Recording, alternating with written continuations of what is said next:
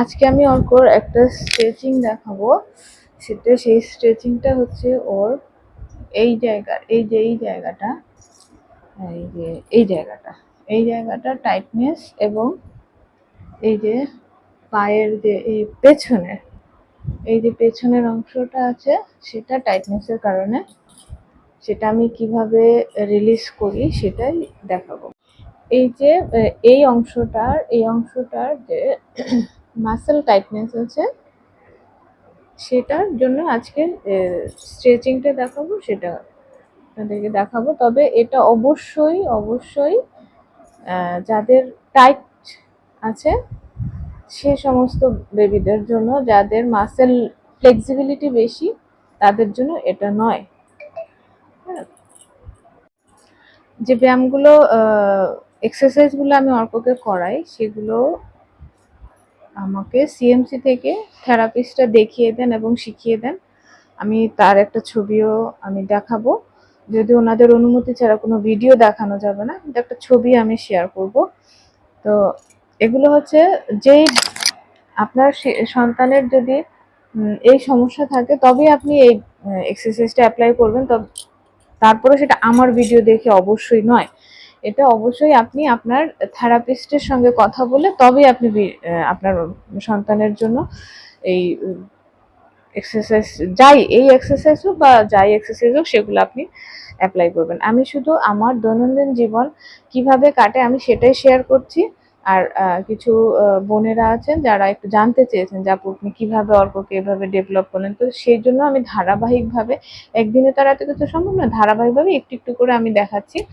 আর যেটা হয় যে নিজের মাথায় সন্তানের জন্য প্ল্যান রাখতে হবে। হ্যাঁ, যে প্ল্যান, হ্যাঁ বিভিন্ন জনেরটা আমি দেখবো, ঠিক আছে দেখবো, কিন্তু আমার সন্তানের সমস্যাটা আমি নিজে আইডেন্টিফাই করব। আর ভেলোরে যেটা করা হয় আমাদেরকে হাতে ধরে শিখিয়ে দেওয়া হয়, কোনো ভুল হলে সেটা নিয়েও খুব বকাবকি করা হয়, কিন্তু সেটা অবশ্যই যা এক একজন পেশেন্টের জন্য এক এক ধরনের। সেটা কিন্তু আমার অর্কর জন্য একরকম হতে পারে, আবার আরেকজন বেবি আছে আভার আবার ফ্লেক্সিবিলিটি বেশি, ওর জন্য তো স্ট্রেচিং একদমই না, ওর হচ্ছে মাসেল স্ট্রেংথ বাড়ানো। তো ডিফারেন্ট টাইপের জন্য ডিফারেন্ট টাইপ প্রবলেমের জন্য ডিফারেন্ট টাইপ এক্সারসাইজ আসবে। সেগুলো আর কি আপনারা খেয়াল করে করবেন। আমি কখনই কাউকে থেরাপি দেখাচ্ছি না, এক্সারসাইজ দেখাচ্ছি না, শুধু কয়েকজন অভিভাবকের অনুরোধে আমি আজকের না বা অর্কর যে এক্সারসাইজ সংক্রান্ত যে বা বিভিন্ন অ্যাক্টিভিটিস গুলো সেগুলো আমি শেয়ার করছি। যে অর্কর স্ট্রেচিং টেবিলের সঙ্গে খাট, আর খাটের সঙ্গে টিভি, যাতে ও ব্যায়াম করার পাশাপাশি টিভিও দেখতে পারে, যেন বোর না হয়।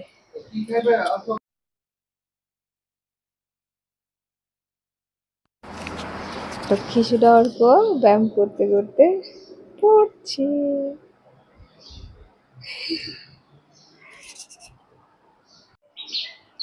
আজকে অর্কর একটা স্ট্রেচিং আপনাদেরকে দেখাবো, যেটা তার এই দিকের মাসেলগুলোকে একটু রিলিজ করতে সাহায্য করে, আর এই পাশে যে টাইটনেসটা আছে সেটা, তবে সেটা অবশ্যই ডাক্তাররা অর্কর জন্য যেটা দেখিয়েছে আমি সেটাই আপনাদের সঙ্গে শেয়ার করছি। এটাও কারো থেরাপি দেওয়ার জন্য না।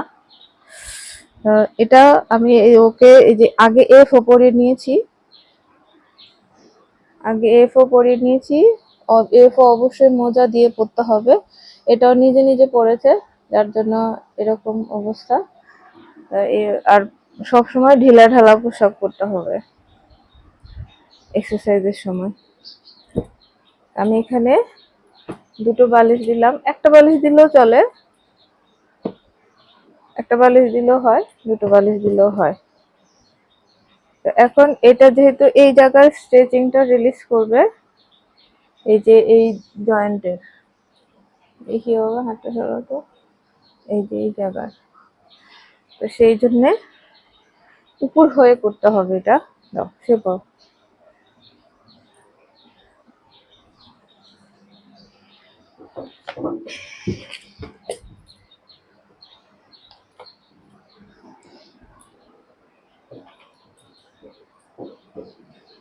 এভাবে আমি সোজা করে তাকে শুইয়ে দিলাম।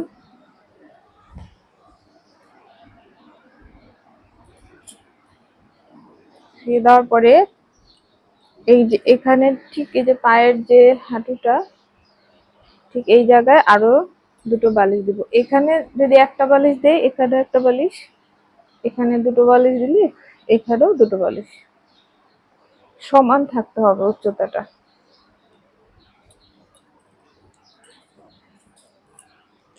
এখানে দুজনের সাহায্য দিয়ে করলে ভালো হয়, আমি একাই করে দেখাচ্ছি।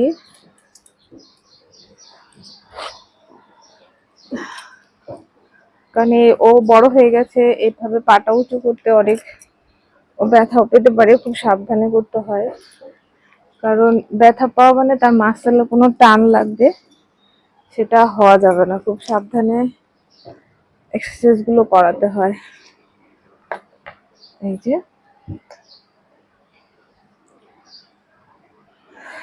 দিলাম, এই যে ওর এখন এখন ভালো করে বোঝা যাবে যে এই জায়গার যে মাসেলটা আছে, এই জায়গার সেই মাসেলটা একটু টাইট আছে। সবার এটা হয় না, সবার হয় না, ওর একটু আছে। সেই জন্য এই এক্সারসাইজটা করতে হবে, স্ট্রেচিংটা।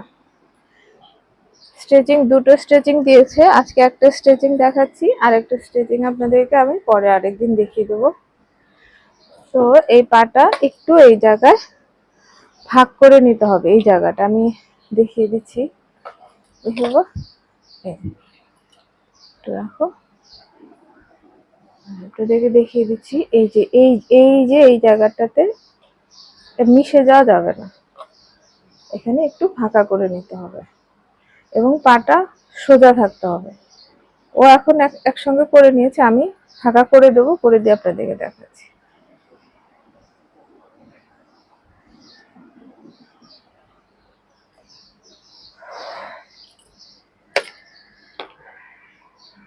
দেখি বাবা, ইজি রাখো।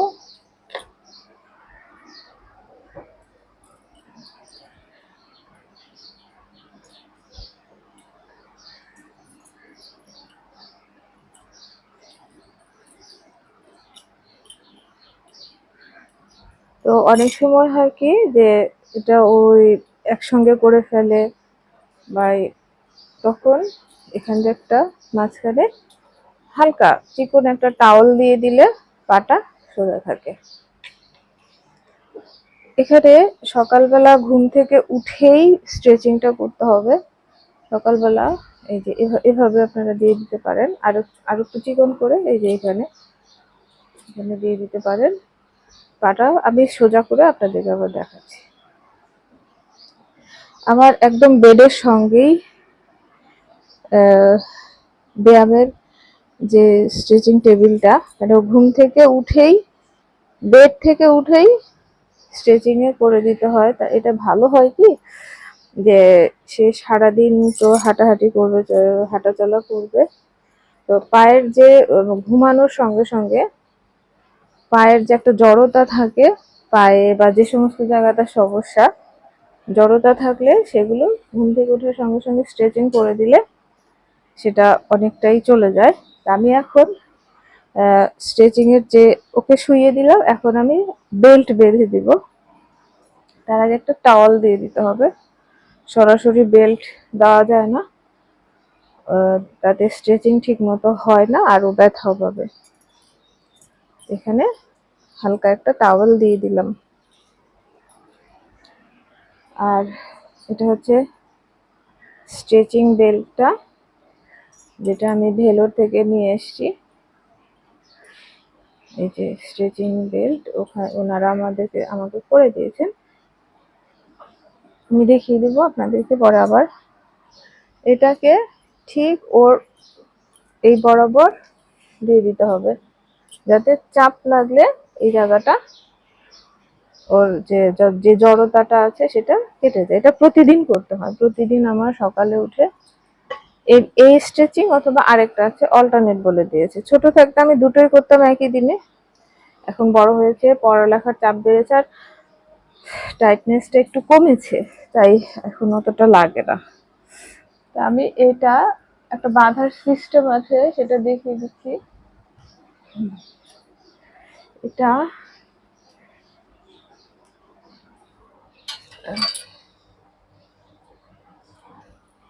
এটা কিন্তু থেরাপিস্টরা শিখিয়ে দেবেন, আমাকে থেরাপিস্টরা শিখিয়ে দিয়েছে।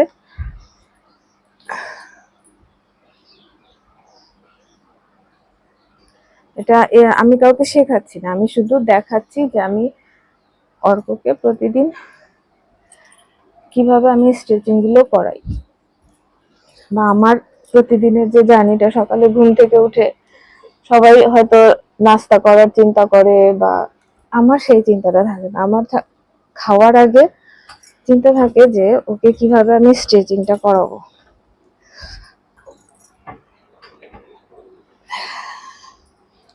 এটা অবশ্যই আপনারা থেরাপিস্টদের কাছ থেকে শিখে নেবেন, আমি এটা মোটেও কাউকে থেরাপি শেখাচ্ছি না, সেটা একদমই ভাবা যাবে না।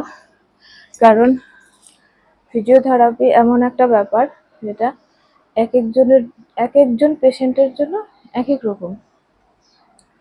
এখন যেটা স্ট্রেচিং এর এটা গেল, এখন আমার এই জায়গার স্ট্রেচিং কি হবে? এই জায়গার স্ট্রেচিং এর জন্য আমার এই যে পাটা আমি এভাবে চেপে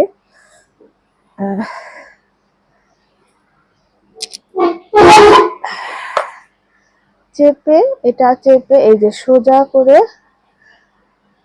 30 মিনিট ধরে রাখতে পারি, অথবা অথবা যে আরেকটা অল্টারনেট আছে, যে অনেকের আছে ঘরে কাজ করার মধ্যে ধরে তো দাঁড়িয়ে থাকা যায় না, অথবা এই যে ওয়েট বেগ, এটা 2 কেজি ওয়েট বেগ, এটা বেঁধে দেওয়া যায়, তাতেও স্ট্রেচিং হয়। আমার এখানে এই যে ওয়েট ব্যাগ গুলো,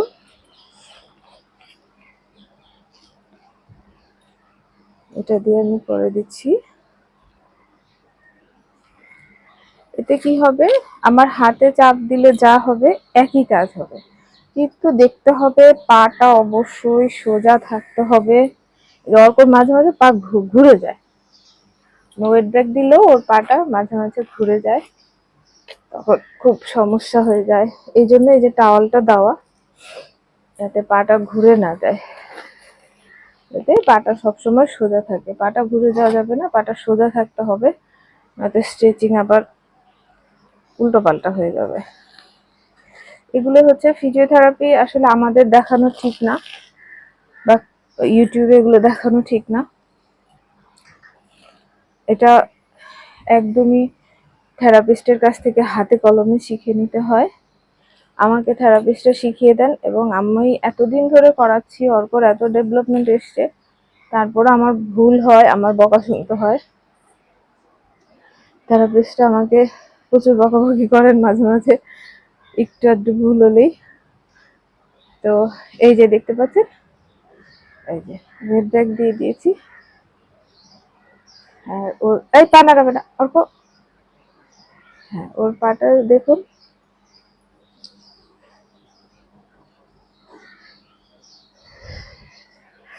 যাই হোক, আমি যতটুকু পেরেছি দেখিয়েছি।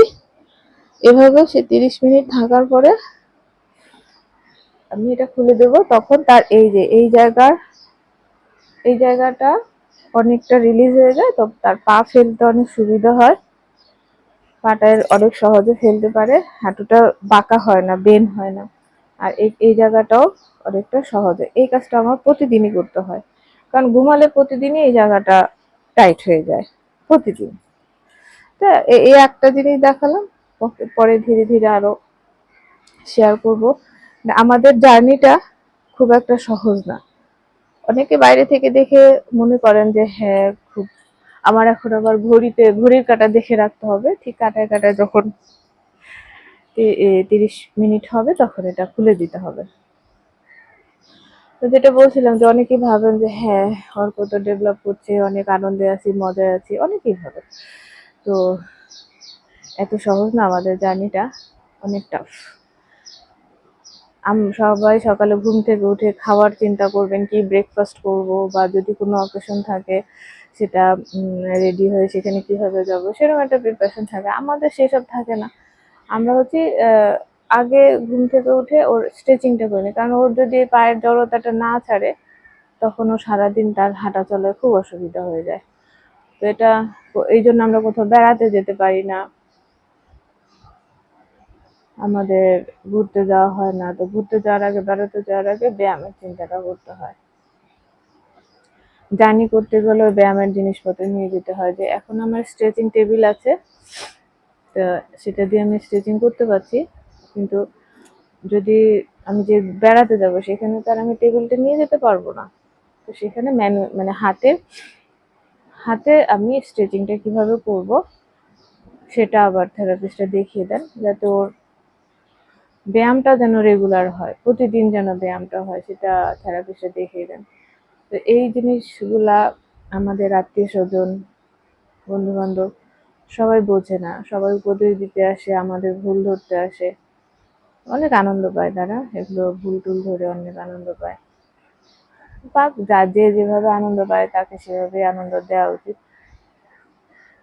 তো এখন আমি ওকে ও তো চুপচাপ আছে, কোনো কাজ পাচ্ছে না, এখন আমি ওকে একটা একটা বই দিয়ে দেব, বা ছবি দিয়ে দিব, বা ওকে একটা পড়া দিয়ে দিব, একটা কিছু একটা দেবো, যে হ্যাঁ তুমি এখন এটা নিয়ে এই আধা ঘন্টা সময় কাটাও।